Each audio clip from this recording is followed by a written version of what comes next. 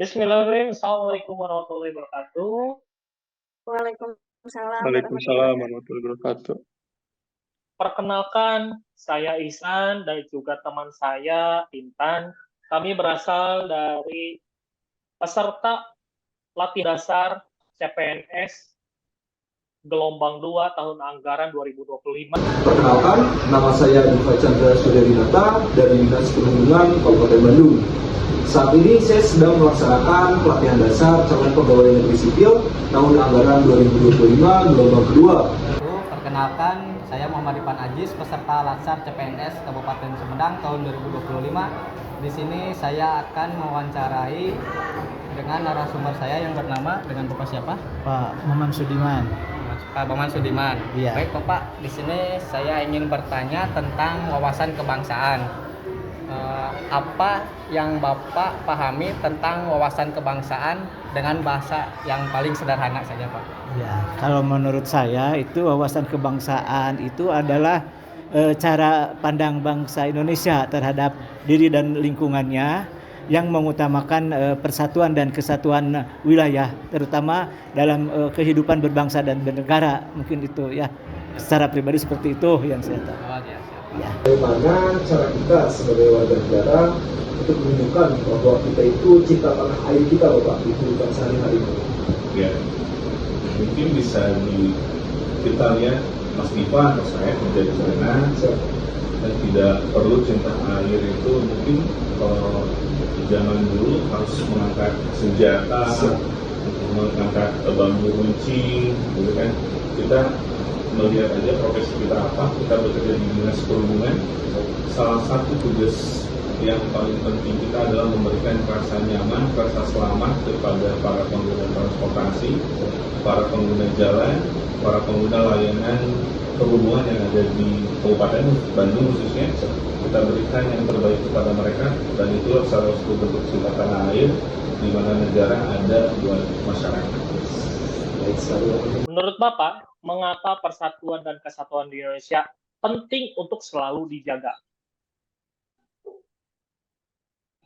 Ya, persatuan dan kesatuan penting untuk dijaga ya.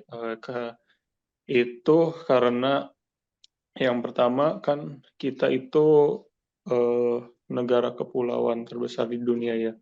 Artinya kalau kita tercerai-berai itu tentu akan banyak dampak, diantaranya tentunya yang pertama dari segi kesejahteraan. Kenapa? Karena seperti yang kita ketahui, setiap daerah dan pulau di Indonesia itu memiliki masing-masing kekayaan alam tersendiri. Nah, itu kalau misal tercerai-berai, secara otomatis karena satu pulau bergantung dengan pulau yang lain itu, maka bisa jadi lebih terganggu ya secara ekonomi. Apa arti dari bela negara secara umum, secara pemahaman dari kalian sendiri, arti bela negara itu apa? Bela negara ya sederhananya kita membela negara kita sendiri lah ya, itu udah paling sederhana itu. Macam-macam bela negara itu. Kalau dari unsur kemiliteran mungkin bela negara bisa dalam berupa fisik ya, seperti mengangkat senjata itu pada saat perang gitu ya. Tidak menutup kemungkinan juga warga sipil, tapi pada saat-saat keadaan tertentu. Tapi dalam kehidupan sehari-hari kita membela kita ya, kita harus bangga dengan apa yang kita miliki gitu ya. Budaya seperti apa yang harus kita banggakan, membela. Jangan sampai kita sebagai warga Indonesia itu mengucapkan hal-hal yang buruk tentang negara kita sendiri, apalagi sampai terdengar oleh negara-negara lain.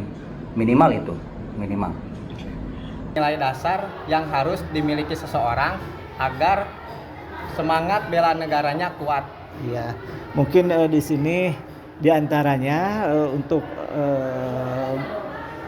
agar bela negaranya kuat ya, itu mungkin harus punya kedisiplinan, kemudian cinta tanah air, sadar akan tugas dan kewajibannya, kemudian kesiapan untuk berkorban dan penghormatan terhadap simbol-simbol negara, diantaranya mungkin seperti itu. Oh, siap, Pak.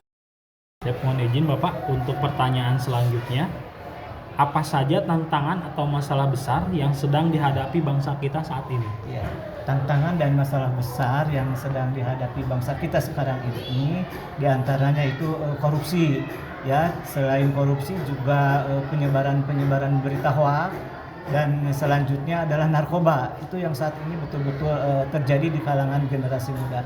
Nah, kemudian kenapa korupsi? Karena korupsi itu dampaknya atau imbasnya nanti ke perlambatan pertumbuhan ekonomi, sehingga menyebabkan perekonomian kita terganggu. Kemudian kalau sudah perekonomian kita terganggu, imbasnya nanti ke stabilitas politik kita, kemudian ke kemiskinan warganya akan semakin meningkat, kemudian kesenjangan sosial akan semakin tajam, di mana yang kaya akan semakin kaya, yang miskin akan terpuruk ke bawah. Nah, hal demikian itu betul-betul bisa mengganggu, ya. Kemudian untuk narkoba itu betul-betul merusak ya mental generasi muda, merusak tatanan kehidupan dan sebagainya. Dan itu adalah cikal bakal kehancuran negara dari penyebaran narkoba itu sendiri. Mungkin itu yang harapan dan saran Bapak untuk tetap menjaga Indonesia itu tetap aman, stabil, dan tetap dengan persatuan dan kesatuan yang utuh, Bapak. Ya, kita mulai sesuatu dulu dari yang terkecil. Kita kuatkan dulu di dinas perhubungan yang menjadi keluarga kita di sini. Pak, saya walaupun berbeda bidang, berbeda UPT, kaitkan, eratkan, dan tidak terpecah belah. Bukan karena beda suku, beda agama, kemudian kita harus saling bertikai. Kuatkan keluarga kita yang kecil sehingga kita bisa terus memupuk yang lebih besar tingkat nasional. Itu dulu yang perlu. Dari Bapak, apakah ada harapan dan saran untuk generasi muda di Indonesia agar bisa mempunyai semangat bela negara, agar terhindar dari isu-isu yang tadi? Mungkin Pak, harapan dan sarannya? Mungkin belajar bersungguh-sungguh sesuai dengan minat dan bakatnya masing-masing. Terus kemudian jangan ingin ini nih yang kebanyakan orang-orang sekarang itu, anak muda zaman sekarang tuh kan seringkali mereka tuh mengharapkan hal instan ya. Nah, itu menurut saya hal yang tidak bagus. Mendelay gratifikasi itu sangat sulit kalau di zaman sekarang. Nah, itu tuh yang menurut saya menyebabkan korupsi juga banyak ya. Apa harapan Bapak agar semangat wawasan kebangsaan bela negara tetap terjaga di kalangan generasi muda? ya untuk tetap semangat mengenai wawasan kebangsaan di generasi muda, ya yang pertama mungkin generasi muda itu harus betul-betul cinta akan negaranya, betul-betul rasa memiliki akan negara itu besar, sehingga rasa nasionalisme yang tumbuh dalam dirinya juga kuat.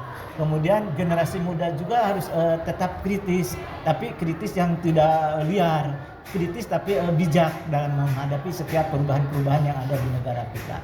Dan yang ketiga mungkin tetap aktif menjaga persatuan dan perbedaan, karena masyarakat kita itu betul-betul heterogen, baik dari sisi pendidikan, kemudian dari sisi agama, ya karena kita itu negara yang Bhinneka Tunggal Ika, berbeda-beda tapi tetap kita satu tujuannya. Itu mungkin ya. Siap, Bapak, terima kasih. Mungkin itu saja Pak Rian pertanyaan yang saya sampaikan. Kurang lebihnya mohon maaf. Terima kasih atas pelajarannya. Untuk itu sekian dan terima kasih.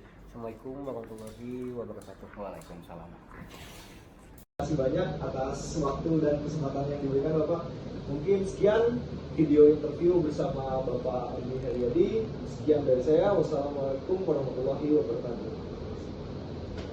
Baik, terima kasih Bapak Reza yang telah meluangkan waktunya. Mudah-mudahan apa yang disampaikan bisa menjadi pembelajaran bagi kita semua, dan juga apa yang menjadi harapan Bapak Reza bisa menjadi panduan bagi kita semua agar bagaimana kita bisa lebih memahami lagi tentang wawasan kebangsaan dan juga bagaimana untuk bisa membela negara kita bersama. Terima kasih atas waktunya. Kami ucapkan terima kasih Bapak Reza atas waktunya. Terima kasih. Oke, Baik, sama-sama. dan akhirul kalam,